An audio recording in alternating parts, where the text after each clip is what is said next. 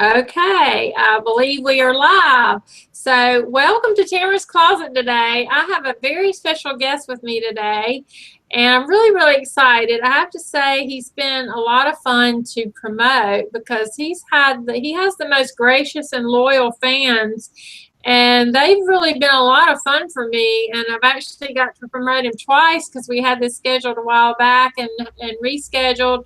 And so it's just been nice getting to connect with some of his fans.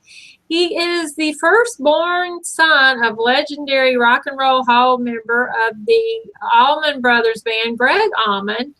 And he has the most beautiful, soulful, and bluesy voice. I've been sharing his videos with friends of mine, and I actually bought his latest CD, and I just can't get over how beautiful a voice he has. And so I was really excited that I had found him on Facebook. He's toured as a solo artist up and down the eastern seaboard, from the Keys to Maine, and he's played with Devin Allman, Artemis Pyle, who's the original Leonard Skinner drummer, Georgia's Satellites. I hope I'm pronouncing all these right. Derek Street Holmes, Toller Townsend Band, and Paula Nelson. Those are just some of the people he's performed with. And so I really want to go ahead and bring him out because I know he's got things to do too, and bring him out today. So today I want to welcome singer and songwriter Michael Allman. So Michael, say hello so I know that you're still on the internet with me. I'm here. Hello. Well, I'm so glad to have you here, Michael. And you've got such a new fan with me, and I've turned a lot of my friends on to you that, just really love your voice. And I was excited. I'll make sure I post links in the blog article of different ways they can get your CD, and I'll have you talk about that today. But I actually, I saw you in an interview that you really didn't know. I wanted to ask this question just right off the bat because I know you told me you pretty much just, if you could, you'd be willing to talk about most things. And so I saw in an interview that you really didn't know that Gregg Allman was your father until your stepfather died. And so going back before that time, I wanted to, because I assumed that was how you were introduced to music. So going back before all that, what was your first introduction to music when you were a child, or your first memory? I didn't really have one. Really? My stepfather was a Learjet pilot, and he was adopting me at the time. Excuse me. He and my mother had my sister Kelly, and he was going to adopt me. I was Michael Green, would have been the final outcome, and I'd probably be, an Air Force. My life would be completely different. I would have never known, and music hadn't. I was very young, so music really didn't. I was watching Romper Room, stuff like that. So it took a while. I didn't. I've been wandering the earth aimlessly, looking, and tried marriage, had plenty of jobs, framed houses most of my life, owned my own handyman business, and through all of that, kept, tried to follow music. I tried to be in a band when I was in the 90s. It didn't really work because I was, the way I learned to sing was along with stuff. That's how I didn't take classes or any of that. I just sang along as life went by. And a lot of it was, like I'm a huge Steve Perry breathing technique fan. And as over the years, I began singing along to Allman stuff, but still young enough to sound like a little goofy girl, like Steve Perry or whatever. So it didn't really work. I want to sing, my father's stuff. I always have wanted to, and that's what I want to do, and it is what I do. But didn't your mother play in the early, when I tried, and then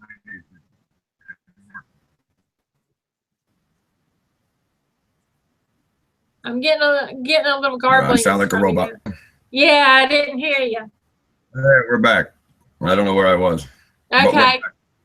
But your mother played the piano, I think. Were you influenced by her at all?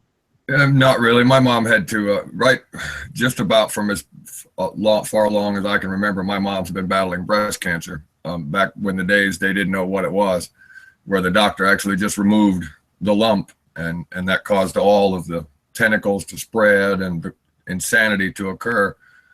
So my mom spent most of her life battling cancer in very, very awful conditions, in poor conditions. We were poor, and she had to deal with this. So it was, it was a hard life. So I got out on my own at 15, and yeah, she played piano, but she didn't have time to mess with that right then. Between her bad decisions and the cancer, there wasn't a lot of time for that kind of stuff, unfortunately. Everything I've ever done has been me doing it.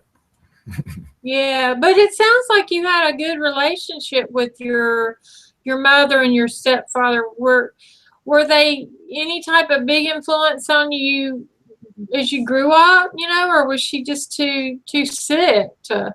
Yeah, well, when Daniel died in the Learjet crash, I was very young, and then she met another fellow that basically created the turmoil inside me. This man, he wasn't a very good man, but he tried to take good care of my mother while she was going through all that. But he was a basic pool shark bum kind of guy, so he found the perfect scenario, I guess. I don't know.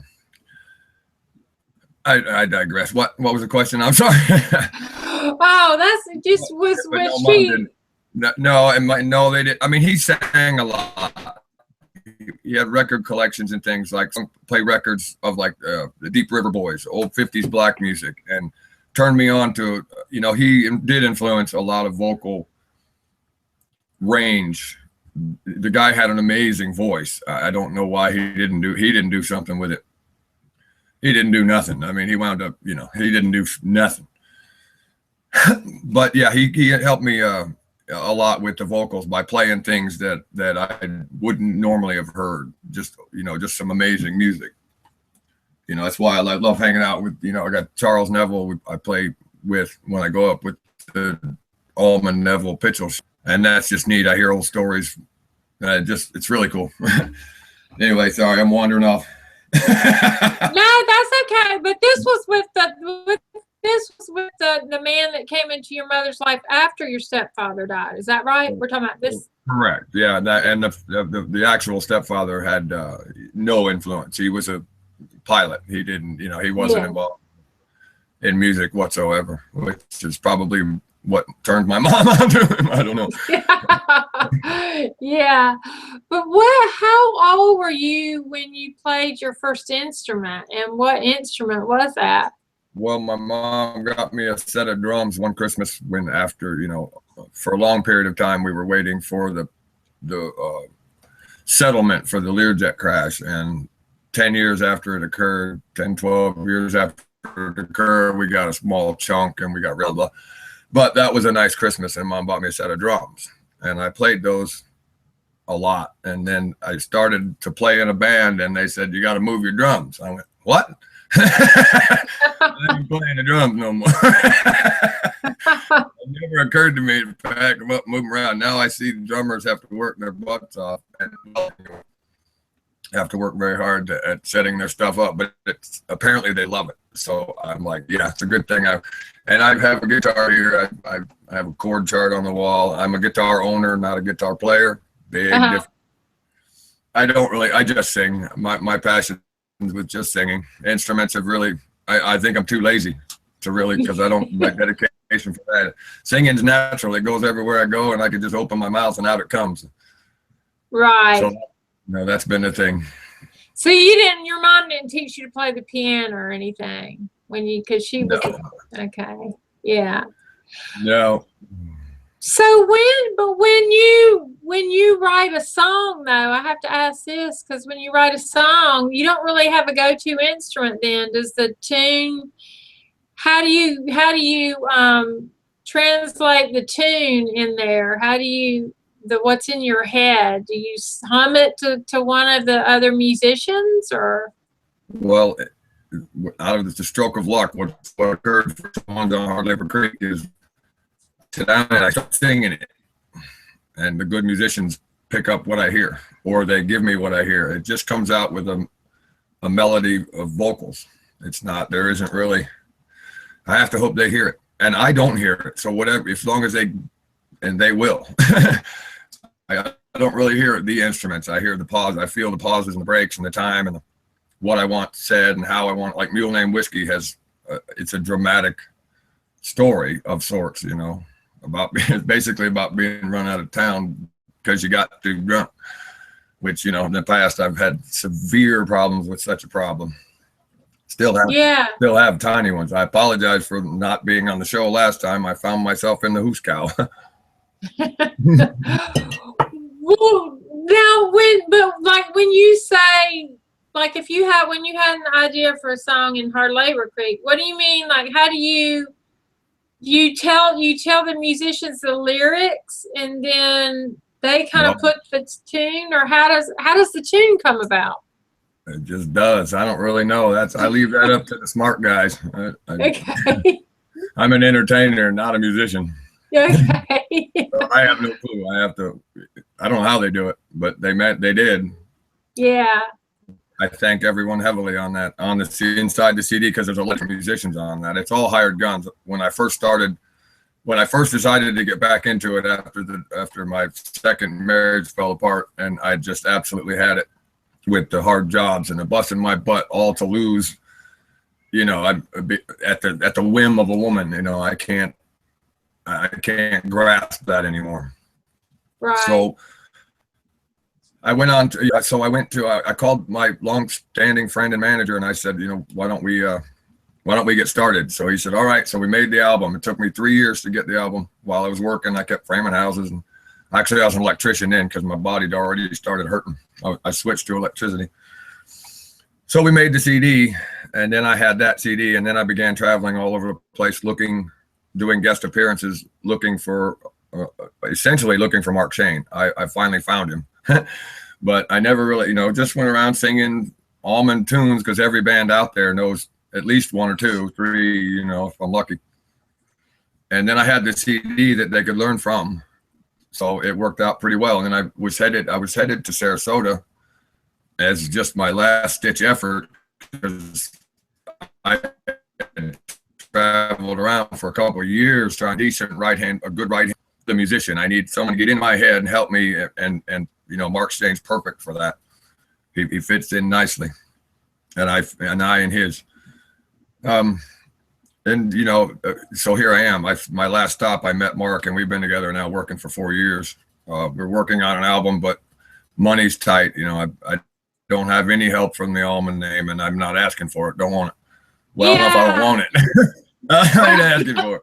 I'm just saying, but. Well, let me back you up just a little bit, because I wanted to go back before, because I heard you mention in another interview that you didn't know about Gregg Allman being your father until your stepfather passed away. What was going on? I want to know kind of what was going on in your mind when your mother gave you this information, and well, how. I have about a 30-second memory of it. Oh. And my mom they were telling us of the death of Daniel Green, and Kelly was, you know, she was a little young to comprehend, so she really wasn't much, you know, she wasn't sure what to make of it. And I was kind of crying and kind of like, I didn't know what to make of it really either. But a little bit, you know, within minutes, she decided right then to tell me that my father hadn't died. I was being adopted by him, and you know, there was the beginning of the whirlwind in you know, my head being all screwed up. Yeah. You know, that's a traumatic thing, you know, whether you know, to realize, to find out that that's not your father.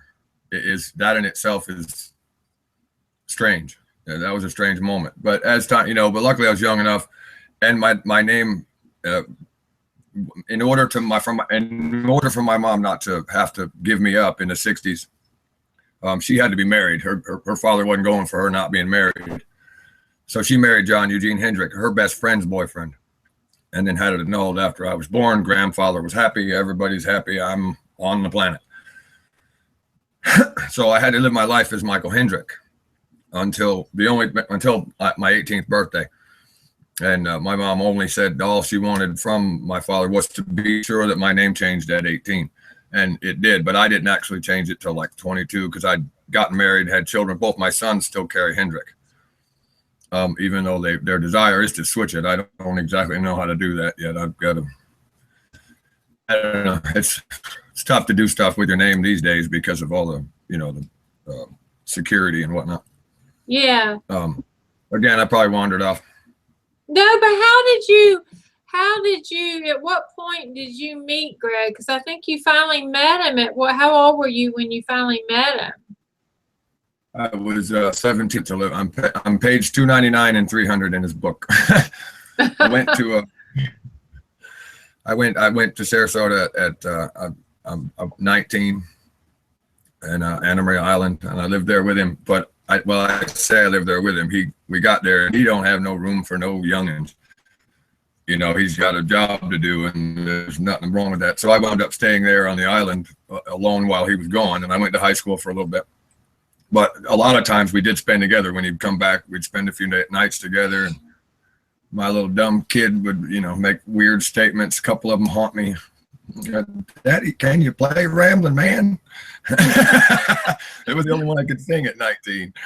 When I asked him that, it was right in the heart of them being all fighty and shit. And I went, oh, no. Now I go, oh, what a stupid thing to say.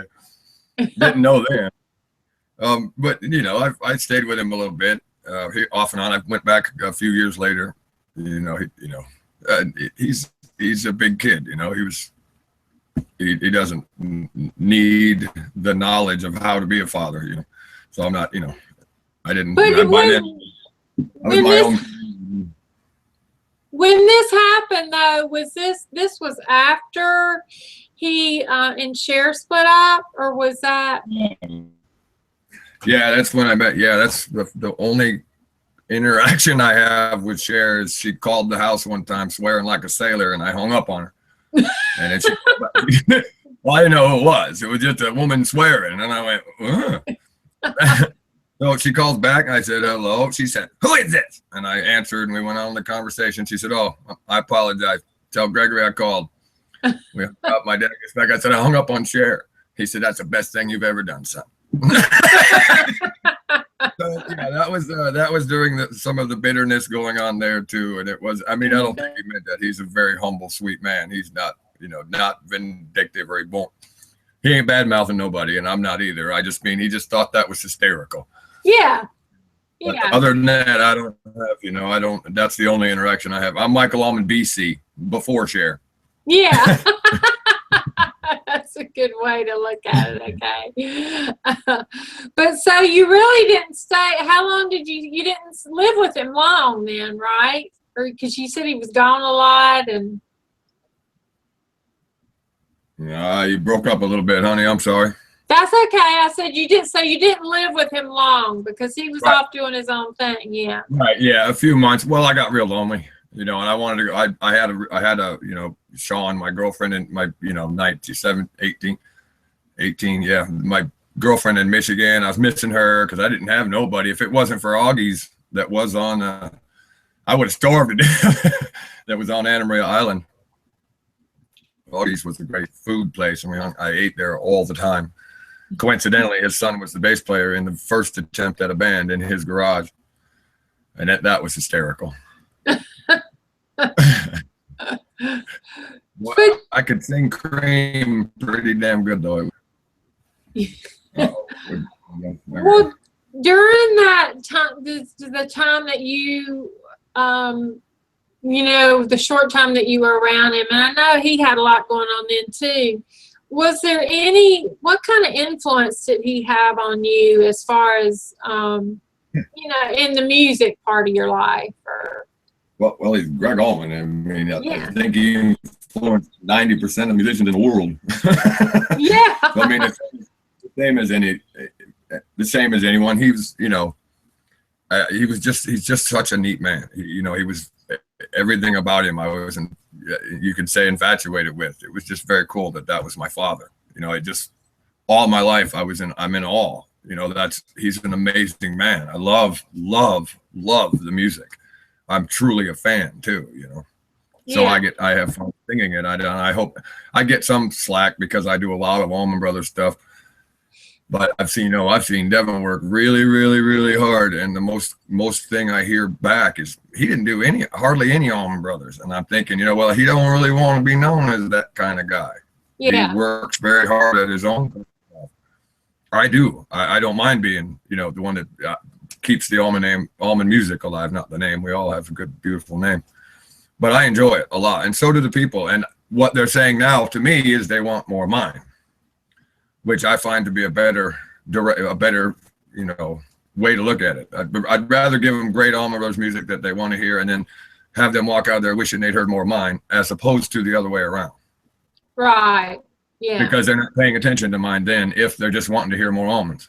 Right. Exactly. But you know, by watching Devin, I see that that's okay. Between the two of us, you have two different types of concerts. We're not the same, you know. It's both great music. I've been to several, and I haven't really actually, in your beginning, you said I played with, all that happened with me and Devin is he invited me up on stage at two of his shows that I could make. Okay. I got sang songs with him. I wasn't physically, you know, the day Allman Brothers are on the same stage again, you know, that'll be a big deal. But we'll plan it that way.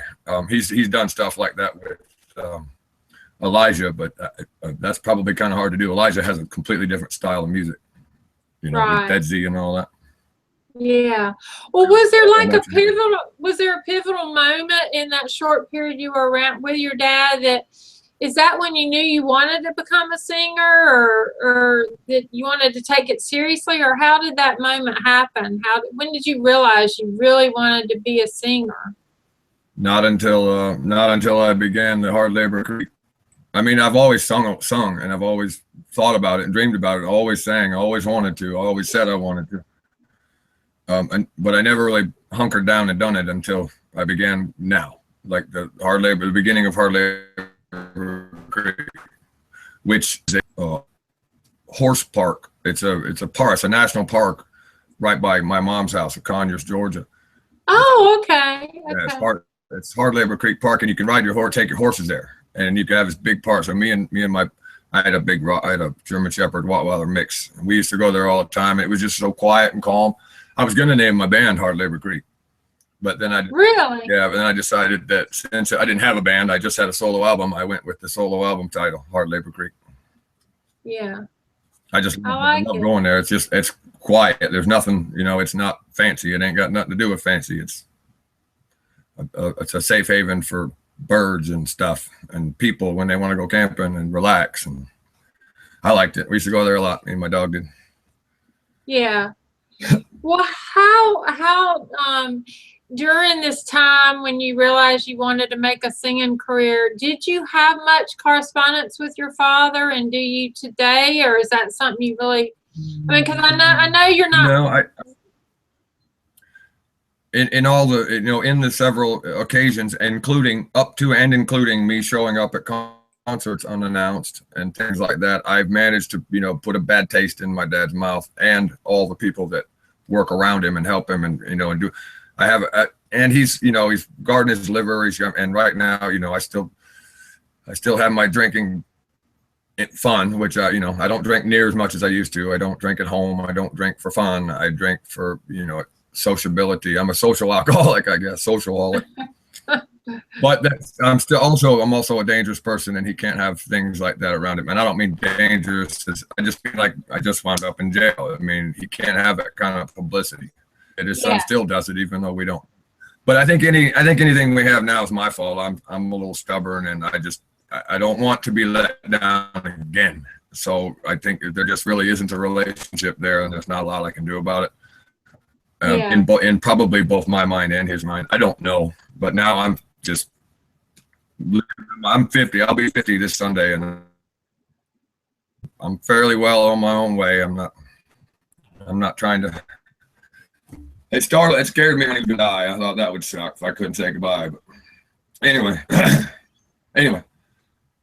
did Did I hit something? Did I hit the question? I'm sorry, I wander off. Yeah, that's okay. No, I appreciate your honesty. I knew you had told me that you weren't really that close and stuff. And that's not that. I mean, that's not. Lots of parents, a lot. Yeah. Fans everywhere. I mean, the family's fan. You know, I can still admire and love him from afar, and respect him, and do my best with playing his wonderful music and all that. Yeah. Plus mine. Yeah. Well, that's good. But how has your voice changed and developed over the years? Have you? Well, I mean, I always make the joke that between the cigarettes and the whiskey. Okay. Bouncing. Between the cigarettes and the whiskey, is that what you said? I ain't got. I don't have you. Hang on. Where did I leave you? I'm still here. What'd you hear last? You said between the cigarettes and the whiskey. It sounded like you said whiskey. Yeah, between the cigarettes and the whiskey over the years, I believe I truly believe that it made a raspier sound. It made us, and between singing all the time and yelling, I have a powerful voice, and it's not the same. It's not near this. I mean, strong. I can. Listening to Steve Perry, I learned these very cool techniques in order. Really? But now I have the long breath that I want and in the sound that I want. So, and the cigarette smoke's only go, for over the hundreds of years smoked. It doesn't, I have 3/4 of my lungs to sing, but when I talk and smoke or whatever, I'm not, it's not going. And then when I exercise, I don't know, for whatever reason, the cigarettes and whiskey, I believe, and the constant use of lungs and whatnot, and the constant use of singing. Yeah. Because I'm saying 10 nights in a row, a minimum of 2-hour shows. I did 17 shows in 20 days with the guys up away, the Mile High Club boys. I say boys, they're grown men like me, but. And you don't worry about the cigarettes eventually hindering your singing, or? Well, I mean, I had testicular cancer, and I watched all the freaking outness and everything I had to deal with. And it did startle me for a minute, but the only thing I have been very, very difficult in trying to quit. I've quit a lot of stuff, and that's been the hardest. I've quit down to when it's imperative that I be the social butterfly that I can be. Basically, I have two speeds: wide open and stop. Well, I know, but I mean, you're a very free spirit. I mean, and I think that, you're definitely, what you see is what you get. And you can't hide from no. But what keeps you? What keeps you inspired, like, to write more music? What motivates you more than anything, I guess? Well, life, obviously, and a cool sentence. Somebody said something cool. I said, hey, there's a song in there somewhere. Usually because they mean that moment, or they mean that, I wrote Mule Named Whiskey. I walked by a guy, and he was telling a story to somebody else. And when I walked by, all he said was a mule named Whiskey. I had a mule named Whiskey. So I sat down right that second, and I wrote the whole song in 5 minutes. I was done. Really? I stood up that day and sang it. I stood up that day and sang it to my band that we were working. This is one of the first serious attempts after the album was made, or as the album was being made. Because Mule Named Whiskey was the first song on it. So the idea that I'm getting ready to do this, so I started working with with local musicians right there. And man, I hated that town so much. I forgot the name, but I lived there a long time. But anyway, I put a little band together there, and then I wrote Mule Named Whiskey right then and there. And luckily, I recorded that night, so that when a couple of years eventually go by, and I start the album, there it was. I had a finished product, basically, of what I wanted Mule Named Whiskey to be. So it wound up being the beginning of Hard Labor Creek, Mule Named Whiskey. It's they kind of go they go together. There's a horse park and whatnot. So I think I got it. But you wrote So you sat down and wrote it, and then you just sang it out to the band, the members or whatever. And so you obviously had the tune in your head. I mean, you just bellowed it out, and the tune came. And yeah, I reckon so. The guys were really cool, though. They were good friends. We'd been trying for a long time, off and on, with some of us, but I still didn't really have that cool of a voice. It still needed more practice. I had to get out and do it all the time, much more than what I was doing. And it still didn't quite sound right. Using it has developed more of the sound than cigarettes or whiskey combined, but I'm sure during the process is what makes it occur. Yeah. Now, what about If Dreams Were Money? Did you write that? That's the one. I like all the songs on here, but If Dreams Were Money, that was one of my favorites too. Yeah, and I have absolutely, as soon as you said that, I'm starting to panic. That's a friend of mine out of Boston that wrote If Dreams Were Money. I am going to shoot myself in the foot. I can't pull his name out of my memory. You got the CD right there? State his name for me, please. Let's see. Is it on here? I don't see it. Inside.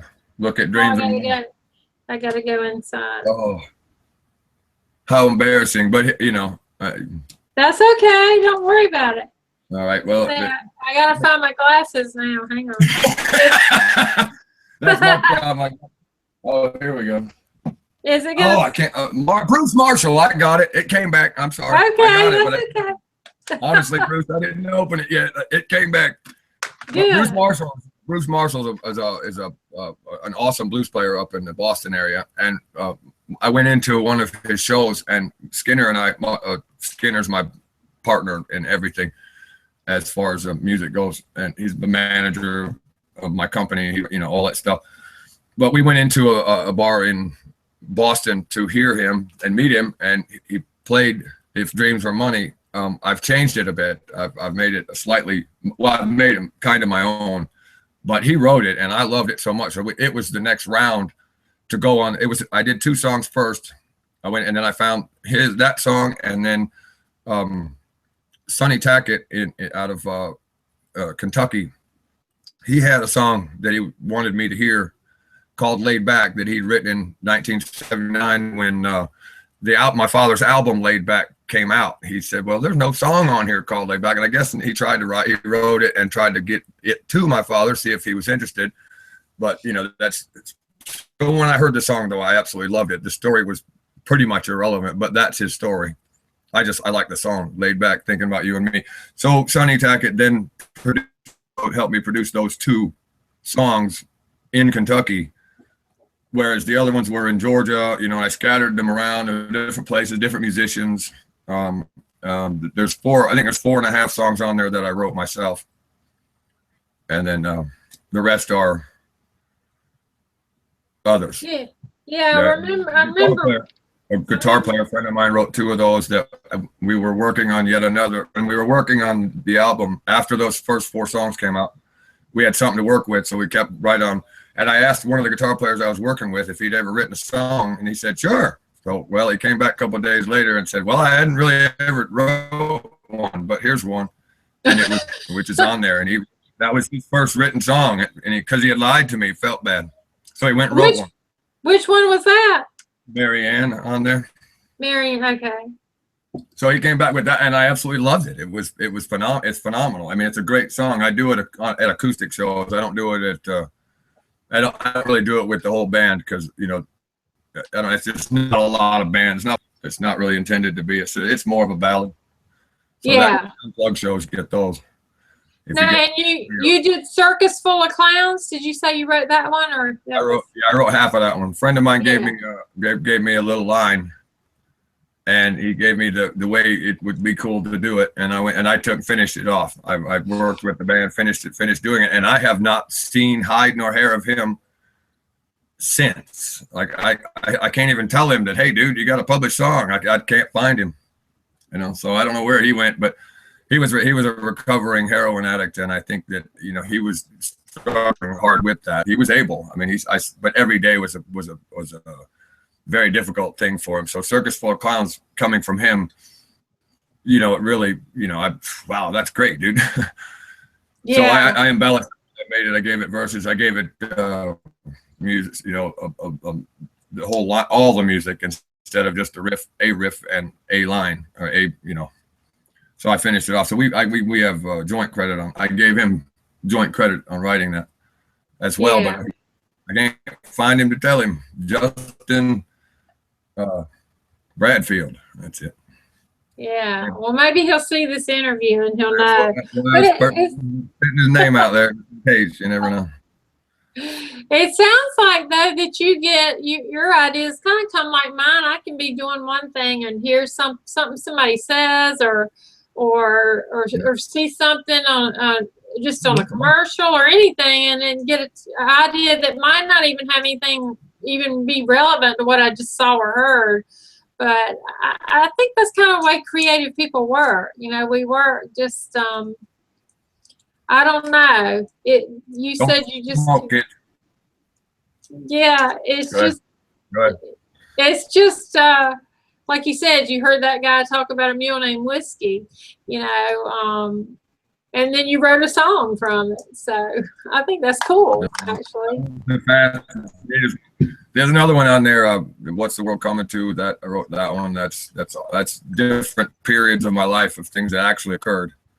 That one took me years and years and years to write. Yeah, I've wow. been gone a long time. That's what's the world coming to. Yeah. First one. Yeah. And then. Yeah, I've never written a song. I play the flute, and I learned to play the piano, but I was never a pianist. You know, I really like the flute, but I never tried to write a song until, I don't know, my last separation. I was trying to write a funny song, and it just didn't. I thought, I don't see how people write songs. It just, I just determined that if I try to write a song, it ain't happening. Can you hear me? If I try, well, yeah, I did. If you try to write a song, if you try to write a song, it won't happen. Yeah. For me. I can't just sit out and say, I think I'll write a song. I know people like that and can do it. They're big time. But yeah, it didn't work for me. It didn't work for me. Yeah, that's right. Well, I found songs that I could sing. If I didn't write them, I do mean them. On Hard Labor Creek, you know what I mean? Yeah, I wasn't able to do it because I don't even know how you come up with a tune. Even it just didn't work for me. I can sit down and write as a writer, write, but about feelings and things like that, but not a song. I've never done that. But I wanted to know, because I've noticed that you have an incredible rapport with your fans. Uh-oh. Or did you have to learn to develop this? Did I lose you? Unfortunately, that broke up a lot in there. I'll ask you again. I noticed that you had a really incredible rapport with your fans and your followers, and I wondered if that came natural for you, or was that something you had to learn to develop from watching other musicians or singers, or just? Well, actually, Facebook itself, I started with, what was that other one? There was another one that actually started.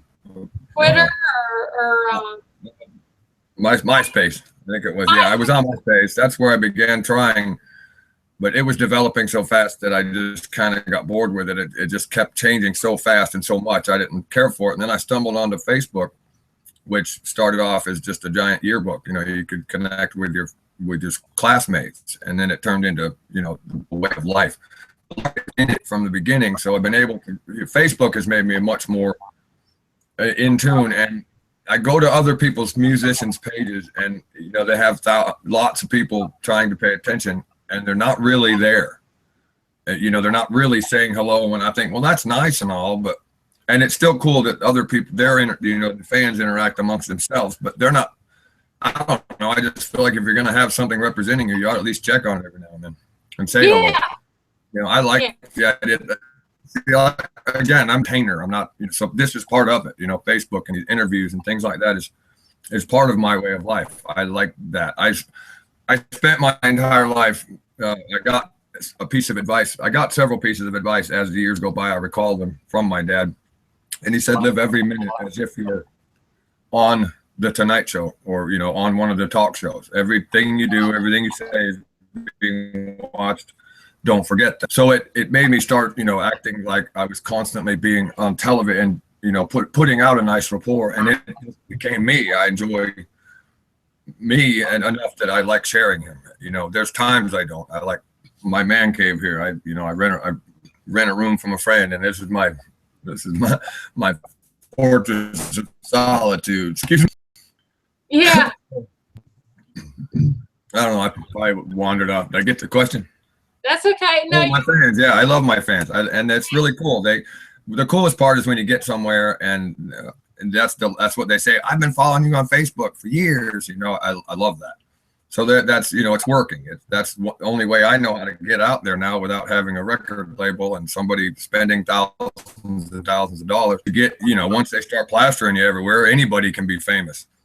You know, like put a bunch of money behind them and they're famous. You know, it doesn't, you know, talent or not, they get, you know, between and style. You never know what's going to happen with me, and some people take the risk and lots of people don't. Yeah. So it is, you know, without the actual interaction with the fans, I don't believe I would still be struggling very hard. If it wasn't for something like this, I'd be doing it the old-fashioned way, and I don't think I would succeed because of my independent personality that it just I won't listen to too many people. Yeah. You know, I've spent my life listening to people that came at me and they saw our signs because of Allman, as opposed to seeing, you know, a long period of time of work and getting me better, you know, like Mark's been doing. You know, Mark's changed. He's giving me a lot of pointers, a lot of, you know, plus he's really just works hard with me. He doesn't, you know, it'd be nice if we could get rich, but that ain't his point either, really. I just want to be comfortable. And then I go and stick my neck out somewhere and I get my butt in trouble, and what little bit I do have saved up now is gone. Lawyer. But, you know, make my bed. That's okay. Well, I know a lot of good lawyers here, but we're not. I got one right here. I'm gonna keep it right here in the neighborhood so that it's, you know, I won't.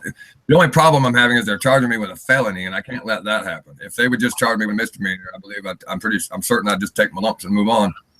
Yeah, well, I just can't take my lumps because they're going to be big for this, and it's not a big deal. I just popped a guy in a bar for spit talking on me, you know, I shouldn't have. Yeah. Well, I'm the one that wanted the police help, though. I called the cops. Because the guy chased me outside, and they were right down the street. So I'm like, here he comes again. What do you want me to do? Police, help. Yeah, well, he beat me too. So when he got there, I clocked him again. I'm sorry. But, so then the cop wasn't real happy with that. So he arrested me. Can't have that happen. So hopefully they'll drop it down to a misdemeanor, and I'll go do my 60, 90 days or whatever. Could be 6 months. I don't know. Yeah. Well, just keep. If it hits me with a felony, it's 5 to 10 for popping a spit talker in the mouth. I'm like, oh, come on, really? Crazy. But oh well, it is what it is. Well, there's got to be times because your dad gave you some really good advice about, you know, being on pretending you're on the what is it? Well, he didn't specifically say Tonight Show. He just said pretend there's always somebody watching. I ad-libbed those words. No, that's fine. But there's got to be times, I would imagine there's times where it is hard to be the son of someone who's so legendary. There has to be some times where it doesn't feel quite so good. Is that something you're able to share, or? Yeah, it was. I used to base what I was going to do on what everybody. I listened to a lot of people, and I would take what they say into context, and I'd try and put myself into. And it turns out, you know, the haters, as we've come to dub them, are the only ones that would say things like, "Well, you shouldn't be doing that." You should, you know. And I don't get a lot of that because I get a lot of full houses and a lot of shows sell out and a lot of this and, you know, a lot of love. You know, and there's a few haters, but I've noticed it just seems some form of jealousy. I can't understand why they would hate. What do they care? If you don't like what I'm doing, don't watch. I mean, I don't understand the hater point of view. Someone goes out of their way to find something to go hate on. I really don't grasp that. So I get it a little bit, but other than that, the fan love and you know, and the respect I'm slowly earning until I do stupid shit. But that is what it is. Oops. Well, the haters, my thought on that is, I think people in the art industry of the arts, whether you're an artist, a painter, or a musician, or anyone in the art industry, whenever because you're being viewed by the public, your work, whether you're an author of a book or a musician, singer, songwriter, any of that. So there's always going to be those critics. The only thing I can think of is, like you say, the people that go out of their way, they just haven't found they're just going to be there, and maybe they keep us on our toes, but I guess they haven't found their niche, and so they have to go, I don't know, that's their job in life. I don't know, but, you know. I guess somebody's got to do it. You know, there can be no love without hate, you know, I guess. Extra love without some hate. You know. Normal love, everybody should just have, and yeah, peace and butterflies and happiness. And I don't get it. That's, you know, but when other, you know, but I have, so, you know, I'm such a happy fellow and so lovable that I go that far. But when I get angry and all my anger issues from a very, very tough life, which I'm not whining, I don't really care. I'm still here. But I have the ability to be extremely that much angry too. So and haters can spawn that, and I do think that part of them is wanting to do that, because I found if I don't respond, they go away. You know, if I don't bring attention to stuff, and I don't hide from Google, I don't hide nothing. You know, yeah. I'm dubbed a bad boy. They nicknamed me the Lion. It's not the guy's Iron Lion or whatever. I don't know. Got my Lion King coffee cup. Hell, you know, I don't know. People are just funny, man. I quit basing anything I do on what people think. You know, my dad, you know, I got little pieces of advice from my father, and everything else I've gotten from life. And yeah. My life ain't gonna hand me nothing. I don't. So I just get out there and do the best I can, with a lot of help from a lot of friends that have helped me through. Oh man, if it weren't for friends, I don't know where in the world I'd be. All along, all through my life, lovely ladies, lovely buddies, friends, and I don't know, they're just awesome. That's great. That's great. Well, how have you managed to keep the band together? Because you said you've been together 4 years. Is that right? Or like, what's this? Well, I've been with Mark Chain for a little over 4 years. Mark Chain and I have been working, and he has friends that are always. There isn't really a band that's kept together. The guys I have that I call the Michael Allman Band are really good friends of mine right here that play like hell. And if something were to occur, they are the Michael Allman Band. But I don't have an actual Michael Allman Band booking agent. So until I get that, the Michael Allman Band does whatever work I find it. Other booking agents, Allman Neville Pitchell, the Mile High Club, and I think I'm going to expand that because it's cheaper. Unfortunately, I can do more shows without taking my whole band because I can't afford to get them there. You know what I mean? I make enough money to get to the next gig, you know, and that being said, that's whether it's, so I'm starting to find that more of a solo career with Mark Chain, and because we're going to do a really cool, we're wanting to do a road trip where it is just me and him. We want to do a nice loop around, you know, wherever anybody that wants an unplugged thing that he and I could wind up where on a weekend gig, there'll be a band there ready to do a whole weekend show. And then we'll spend the week doing a couple and getting to the next place. We could do a weekend with a good band that I can find elsewhere. Like I've been, and it's working. I mean, the Mile High Club, the Allman Neville Pitchell stuff, those are going great. And they have booking agents which can fill their area, you know, with a nice spot. So if I work my way to people that can do that, it's a lot cheaper. I can do it for, you know, less amount of money. It doesn't require me to have enough money to put 7 guys in my van that could break down, pull the trailer, and drive 1,000 miles when I can fly. Me and Mark can fly anywhere to anybody and put on my show because Mark knows it. He's a fantastic musician, who can, he can convey. The first night we met, we went to a jam night, and he had the band playing If Dreams Were Money in minutes. We played If Dreams Were Money because of his ability to talk to the musicians, which I don't have. So I can't just, he could tell them how to play it, and we played it beautifully. Wow. So that was my thing for him, is that he has the ability to speak for me in a manner that I love. You know what I mean? He's the other half of me. If we were one person, if he was an Allman, if I could play like he did, oh man, he's amazing.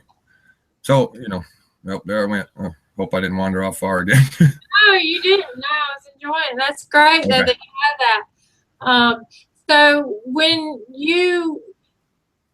there was something I saw on Facebook, and the only reason I'm bringing this up is because you put it on Facebook, it's public, but it was something you were possibly doing a song coming up with Janie. Is that right, or can you not talk about that anymore? Yeah. I talk about anything. Janie and I have a relationship. It was very strong in the beginning. I need to be in my man cave at times.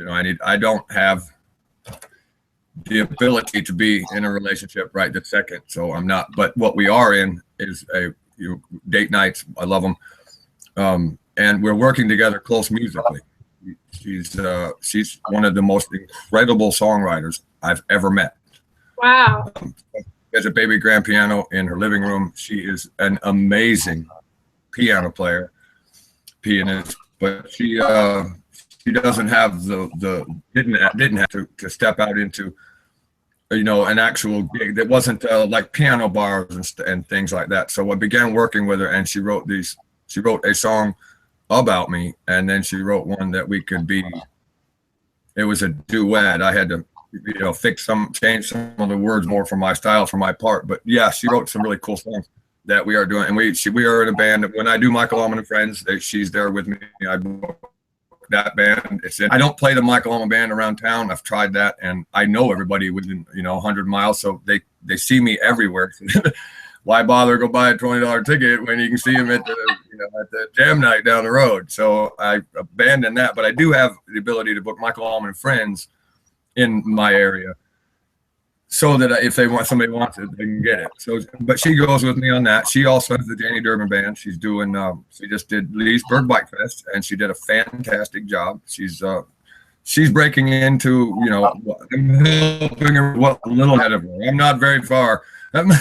She's catching up with me rapidly, but I firmly believe that the world needs to hear about her, and she needs, so I'm helping with that big time, which has kind of also hindered the relationship because I don't want, certain feelings to get in the middle of the decision factors. She's currently on my record label, with the handshake, so I can protect her from the wolves. Other than that, she's prepared for an upcoming career. She's doing a fine job. Her album is they're getting ready to go to. Sorry, bud, I can't think of the name right now. Bud Snyder's place. The ranch, the music ranch. I think that's right. She's getting ready to go down there and make a new song for her upcoming album. We've got one finished, sort of. It needs some tweaking, but it's done. I'm just helping her make an album, and I sing a couple songs with her on it. Okay, that was what that was, because you were in a band and you were letting us hear a little bit of it on the. Yeah, that's it. Yeah. Okay. Well, what would you say you like most about your? What's the favorite part you like about your career as a singer? What you do? No more calluses. Calluses. That's my favorite thing. I know women like good, strong hands, but they were callus ridden for all my life, and they no longer are. It's hard. Well, it's hard to work. It's hard to do both. I mean, I could, and I'm 50. Come Sunday, I turn 50, and 10 years of swinging hammers has got my shoulder all out of whack, and because I quit working for a period of time now, I don't think my body could never handle going back. Yeah. So, so I make enough money to survive barely. I get to the next gig. Yeah. Other than that, what's the best thing about it? Just the people, just the fun, and the looking forward. The line when you walk up to the theaters, and there's a line of people waiting to get in. I love that. And I go out and I saw the last one I sang a song standing in line with him. Yeah, I would think that would be a fun part, seeing the people that have come out to see you. I love that. I love, I close my eyes when I sing because I wander off looking at them. It's like I'm just as happy that they're there as I am to be there, or as they are that I am. And as long as all I need is 1 or 2 fans, if there's 2 people, I don't care. If it's 2 people or 2 million, it don't matter. Putting on a good show. Yeah. Well, what would you say is the least favorite thing about what you do, or the most challenging part of what you do? Broke part. The broke parts. The band's breaking down. The toughness. It's a way of life. There's not really, that would be like saying, what don't I like about life? So, there's not really my own anger issues other than that. That's a good answer, though. I mean, I understand. There's always going to be. Well, what about your children? Are they? Well, Brandon's. So Christopher's got a baby up in Michigan. He's my younger one. Brandon just got married. He's about to have a baby. He's looks happy as can be. I'm going to see him next year. I'm going to play at his 1-year anniversary because she's expecting and they'd have a shotgun wedding, and that's just the term, son. Yeah. Do they play instrument? Are they singing or? No, Christopher played the horn for a little. Played the trumpet for a little while, and he's I don't know, not really, not so far. But I didn't either. Pretty much at theirs. I was married, having them. When I was 20, which they're 30 now. Thank God they waited a little longer.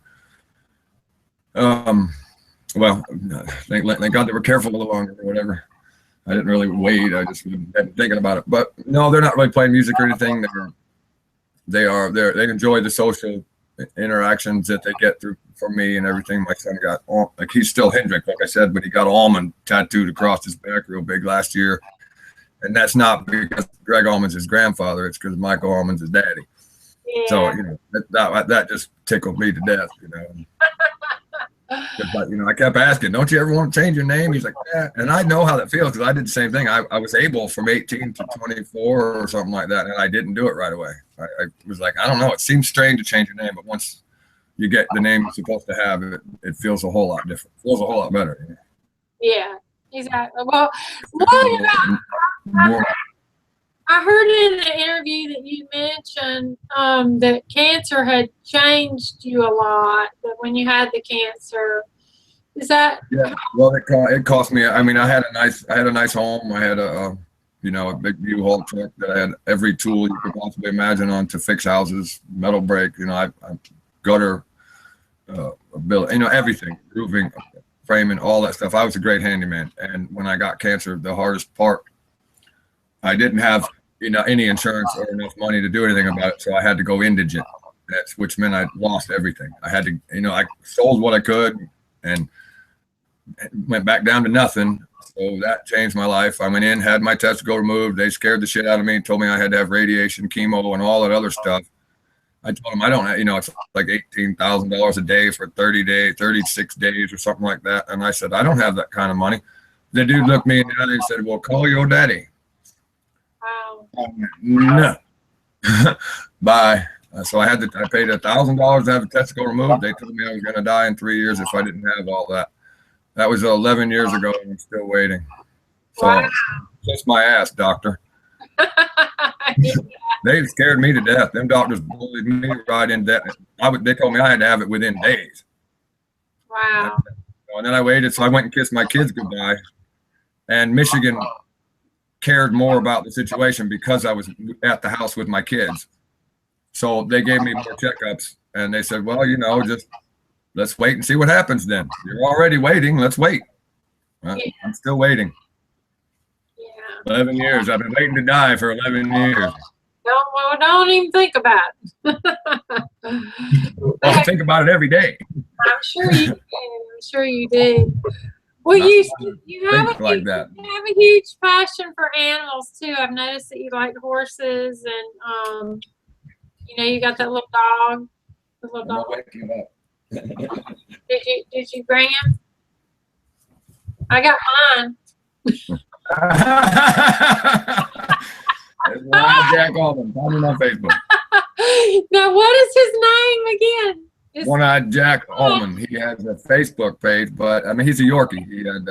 He was born with one eye. They named him One-Eyed Jack. I didn't. You know, he's a paper Yorkie, blue Yorkie, and you neuter them if they're born that way, and they don't make it. It's some outrageous number that reoccurs in them. No one really knows why, or maybe they do. I don't know why.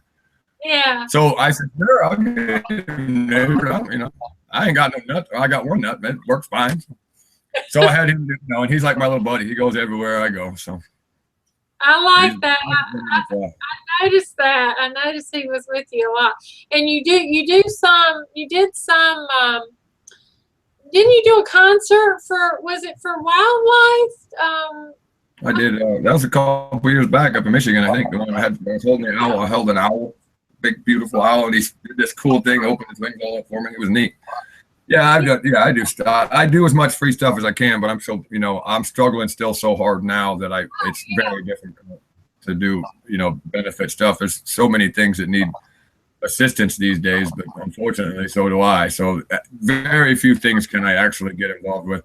That was one of them. However, because I was going up to Michigan to visit my kids with Terry Sack, and he turned me on to these folks, and I had a few people were put together a band up in that area that I could sing with, and I had Tony Tyler with me at the time, so we had some pretty good stuff going on, and I was able. It happened to be in the line of things, so it wasn't so bad. Yeah, I'll do. If I can, I do charity work if I can. Yeah, well, that's good. I knew you did, but I just have a couple more quick questions, and I'll let you go because I was curious. One thing is, do you have a I know this is a hard question to ask because sometimes I don't even know how to answer it myself. I know what I want, but where would you like to see yourself 5 years from now? Is for you and as far as in jail. I don't. As long as I'm all right, as long as I'm as happy as I am right about now, I'm pretty happy. I've determined that again, the man cave makes a huge difference in my world. My own space, it changed my world. I would love to have a small home of my own, a vehicle that I don't have to worry about. Like anybody else, just a small amount of stability would sure be nice. Yeah. Again, I've had during both my marriages, I had some. So I know the taste of stability. Yeah. I don't know. Well, at this age, there's no turning back now, Do you want to do it? Hopefully in 5 years, I have a beautiful little small house somewhere that I can have my own music room, and then I have, and I can just have my own little world that folks can enter and exit at any given point.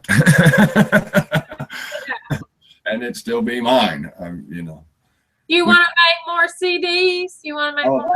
We're working on now. The Michael Allman Band is working on one now, but as the way I see it now, I'm probably going to wind up having yet another album with lots of folks on it. I think I'm going to do a few songs here, do a few songs there again, because that worked out really nice, and it makes for a neat album because you can almost hear the different places. You can almost tell that you were somewhere else doing these, and you can hear different production and different things in each song, which makes it's almost like changing the stereo dial. You get to a different song and you stop. You know what I mean? But this one, you can put the whole CD in and just kind of let it roll in the background, and it's quite enjoyable. First song's a little poppy. It came out a little loud. I wish it had the volume. The master volume on that one song is just a little too loud, so it scares you when you first start it.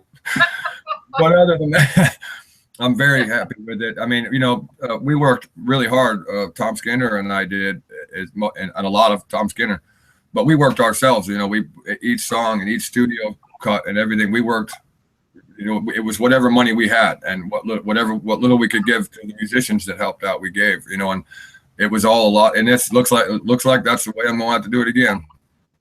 Yeah. So that's what's happening. The Michael Allman Band album, I think it's going to be another nice compilation of great musicians in different places, but Mark Shane and myself completely, and definitely Dennis Torpedo and definitely, you know, there's guys that I want on it that have the same, you know, Dennis Torpedo is my hero. We still carry a Hammond organ when I can, a real one with twin Leslies, and I just absolutely love the sound of that thing, and I love him. He's a great dude. So if we can work it out so that he can keep it up, it's hard to fly that thing. It's not impossible. It ain't impossible, but it's hard.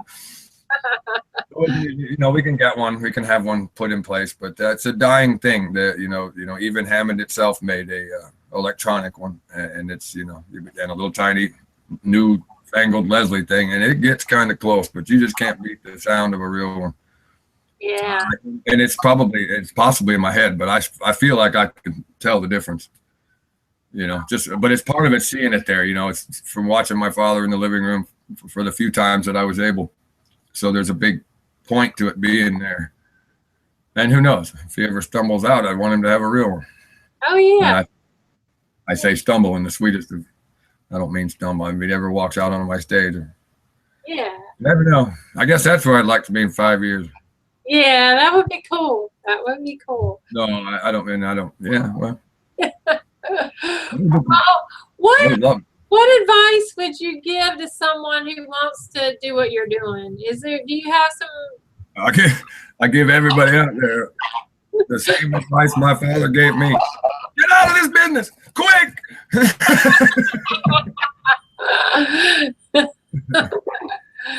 Well, you know you love it, so you don't mean that. I do. There's not much. From my point of view, where I'm at, I have a different. My advice is different because, you know, I am Michael Allman. You know, that's a whole different scenario. You know, like watching Julian Lennon work so hard with Velat. You know, that was really cool. So that was another moment where I realized that being the son is going to be different. It isn't going to be like anybody else has that kind of, you know, there's a lot more work involved in it than some of what I'm having to do. I get doors opened, but I get them shut real quick because most people see the word Allman, they think money. And as soon as they see there's no money, they wander off. So, you know, it makes for a roller coaster ride. Be prepared for the roller coaster ride. All of you, anybody has one of them. Yeah. But, you know, good luck. I wish them good luck. Yeah. Practice. Well, that was good advice, and I really enjoyed having you here today, Michael. I hate to end this, but I know you've got plenty to do. Is there anything else that you want to mention that we didn't go over, like any upcoming performances that you want to mention? Just come to my Facebook and check them all out, because this tape will be around a lot longer than that, so it won't make any difference anymore. Yeah. You know, hopefully just come to my Facebook and say hi. Yeah, and Michael, you can find him. I'll have a link on the YouTube of this in the description for this video, as well as I'll have it in my blog and all that, because I'll put a replay. So anyone who wants to see a replay of this, it'll be in my blog at tamarahscloset.com. All right, the CDs, the Hard Labor Creek CDs, only available on iTunes or from me. Okay, from you or iTunes. Okay. From me or iTunes. For now. All right. So yeah, and it's a great CD. I'm so glad that I got it, and I'm thrilled to have it. It's ready for stores. It's ready for anybody that wants them. Give me a holler. Yeah. So and I want to wish you a happy birthday too, Michael, for Sunday. 50 years old. I made it. Well, I ain't made it yet. Sunday, I'll make it. Yeah, I know. So I hope you have something fun planned. You know, I've worked so hard the last few weeks that I'm just sitting. I went out last night, the other night with some buddies of mine down at Hoosiers in Osprey, Florida, and just had a really great time with Barry, Dwayne Oakley, Pedro, and all them. It was RJ and all those guys. They're fantastic buddies of mine. Well, they're good buddies of mine, but they're fantastic musicians. And I have a really good time with them. There's some photos on there of it. Other than that, see you soon. See you in the funny papers, y'all. Do you come to North Carolina at all? I can't remember if I saw that on your... Mark Shane actually lives in North Carolina, and what I had planned on doing was going to stay a few weeks, a month or so up there with him and do some shows right out of there and write some songs with him, because we have several really great ideas and really great beginnings. And that had been the plan, but now because I've got this little bar incident to clear up, right now I have no plans. I have to wait and see what happens with that. My booking dates are all fine so far. As soon as I get the information that I need to give away, I will. And if I get locked up, when I get out, we'll start all over again. Well, I'll keep everybody updated. I think you'll get it worked out. But don't go anywhere yet. I want to thank the viewers for their continued support.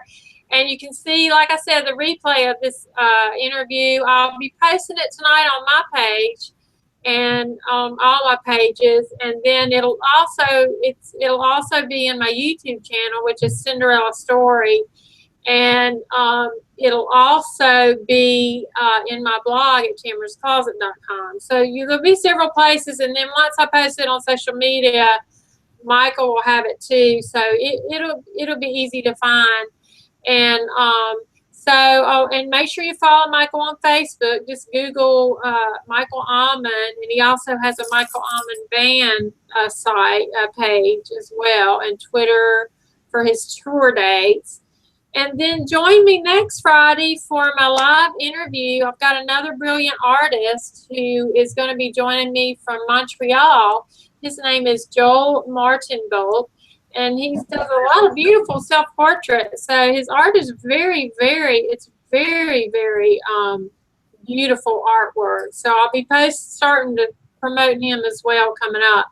So, and to the viewers, to your own continued success, keep on rocking it. Keep on, stay out of jail. and we'll see you next week on Tamarah's Closet. And make sure you find Michael on social media. Thanks.